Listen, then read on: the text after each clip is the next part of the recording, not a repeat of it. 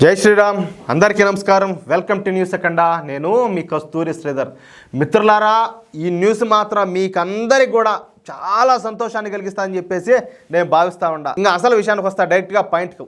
తాజ్ మహల్ దీనిని మొఘలులు నిర్మించారని చెప్పేసి కాంగ్రెస్ పార్టీ మన పుస్తకాల్లో ప్రచురిస్తే మనం కూడా అది నిజమేనని చెప్పేసి నమ్ముతున్నాం. అదే మనం చదువుకున్నాం. కానీ దీనిని తేజో మహల్ అంటారని, ఇందులో శివయ్య కొలువై ఉంటాడని చెప్పేసి మన చరిత్రకారులు చెప్తారు.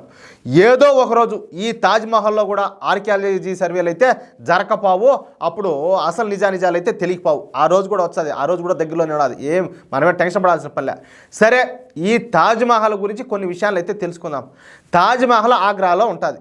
అంటే ఈ తాజ్ మహల్ కట్టడం ఉత్తరప్రదేశ్లో ఉన్నదన్నమాట. ఇదొక దిక్కుమాలినటువంటి సమాధి. ఇది షాజహాన్ తన ప్రియమైన భార్య అయినటువంటి ముంతాజ్ జ్ఞాపకార్థంగా నిర్మించాడు. అది కూడా ఇప్పుడు 1653 సంవత్సరంలోనే. ఇక ఈ తాజ్ మహల్ నిర్మించింది మన హిందువులే. పైకి వేరే పేర్లు చెప్పొచ్చు, కానీ ఈ తాజ్మహల్ను మొత్తం కూడా నిర్మించింది ఎవరయ్యా అంటే మన హిందువులే. హిందూ శిల్పులు, హిందూ శ్రామికులు, హిందూ ఆర్కిటెక్చర్లే ఈ తాజ్మహల్ను నిర్మించారు. హిందువులు కట్టిన పన్నులతోనే ఈ తాజ్మహల్ను నిర్మించారనేది కొట్టి పారేయలేనటువంటి వాస్తవం. అవునా?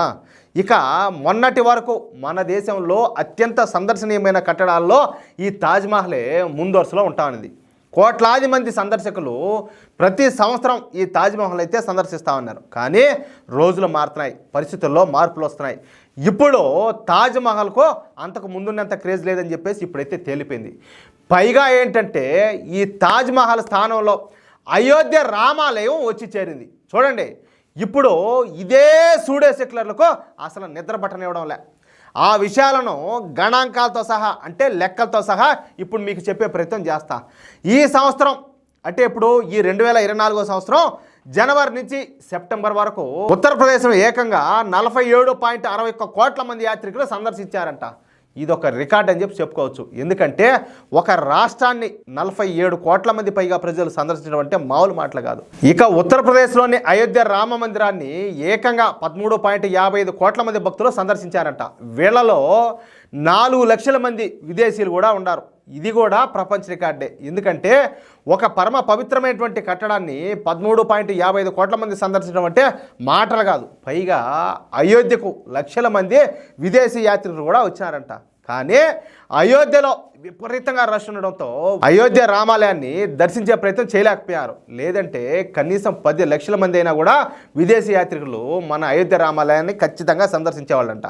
ఇక తాజ్మహల్ విషయానికి వద్దాం. ఈ తాజ్మహల్ను ఈ సంవత్సరం జనవరి నుంచి సెప్టెంబర్ వరకు 12.51 కోట్ల మంది యాత్రికులు సందర్శించారు. వాళ్ళలో విదేశీ యాత్రికుల సంఖ్య కూడా ఎక్కువగానే ఉండాలి. అంటే విదేశీ యాత్రికులు మొదట అయోధ్యకు పోయి అక్కడ రద్దీగా ఉండడం వల్ల రామాలయం సందర్శన భాగ్యం కలగకపోవడంతో వాళ్ళే తిరిగి ఆగ్రాకు వచ్చి తాజ్మహల్ అయితే సందర్శించారంట. ఏది ఏమైనా కానీ ఇట్లా టోళ్ళందరూ కూడా తాజ్మహల్ను సందర్శించారు. అంటే ఆగ్రాలోని తాజ్మహల్ కన్నా కూడా అయోధ్య రామాలయాన్ని సందర్శించినటువంటి యాత్రికుల సంఖ్య 1,05,00,000 ఎక్కువగానే ఉండదన్నమాట. ఇక ఇప్పటి వరకు ఈ పర్యాటకులతో ఆగ్రానే ఎక్కువగా అయితే అభివృద్ధి చెందింది. కానీ ఇప్పుడు ఆగ్రాను అధిగమించి అయోధ్య అయితే మొదటి స్థానంలో నిలిచింది. ఆగ్రాలో కన్నా అయోధ్యలో రాబడి 1.7 రెట్లు ఎక్కువగా ఉన్నదంట. అంటే ఏ విధంగా చూసుకున్నా కూడా మన అయోధ్య రామాలయం అనేది ఈ ఆగ్రాలో ఉన్నటువంటి తాజ్మహల్ను తొక్కి పారేసింది. మన దేశానికి అయోధ్య రామ మందిరం ఇప్పుడు ఒక పెద్ద ఐకాన్గా నిలిచిందనమాట. అర్థమవుతుందా? చూడండి ఎంత మంచి వార్త. మీకు ఈ న్యూస్ కనుక నచ్చితే, అదేవిధంగా నేను చెప్పింది కరెక్ట్ అని చెప్పి మీకు కనిపిస్తే ఈ న్యూస్ నలుగురికి షేర్ చేయండి. అదేవిధంగా మిత్రులారా, ప్రతి ఒక్కరు కూడా మీ యొక్క అమూల్యమైన అభిప్రాయాలను కామెంట్ రూపంలో తెలియజేయండి. అలాగే జాతీయవాదులందరూ కూడా మా ఛానల్ సబ్స్క్రైబ్ చేసుకోవాలని చెప్పేసి ప్రతి ఒక్కరిని కోరుతున్నా. ఏ ఒక్కరు కూడా దయచేసి మమ్మల్ని చూసి చూడనట్టయితే వదిలేద్దు. ప్రతి ఒక్కరు కూడా సబ్స్క్రైబ్ చేసుకోండి, సపోర్ట్ చేయండి ప్లీజ్. జై శ్రీరామ్.